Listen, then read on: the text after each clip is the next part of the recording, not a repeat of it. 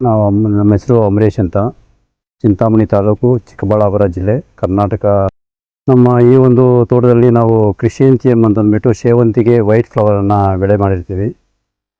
ಇದು ಈ ರತನ್ ಕಂಪ್ನಿಯಿಂದ ತಂದಿರ್ತಕ್ಕಂಥ ಸ್ಟಿಕ್ಸ್ನ ಯೂಸ್ ಮಾಡಿಕೊಂಡು ಮಳೆ ಬಂದಾಗ ಇವು ನೆನೆಯಿದೆ ಹಿಂಗೆ ಅಂದ್ಬಿಟ್ಟು ಈ ಕ್ರಾಪ್ ಕವರ್ ಹಾಕೋದಕ್ಕೋಸ್ಕರ ಈ ಸ್ಟಿಕ್ನ ಯೂಸ್ ಮಾಡಿದ್ದೀವಿ.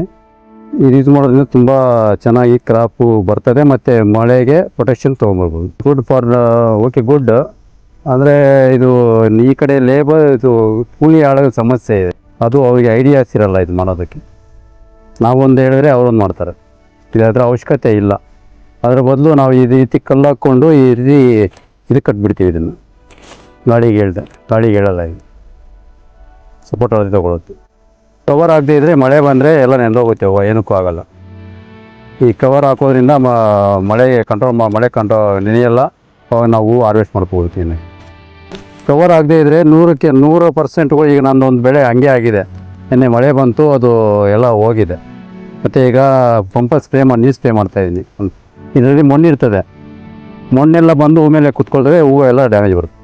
ಚಿಕ್ಕ ಮಳೆಲ್ಲ ಯೂಸ್ ಮಾಡಲ್ಲ ಇದು, ಓನ್ಲಿ ಕ್ರಿಶ್ಚಿಯಂತಿಯಮ್ ಮಾತ್ರ.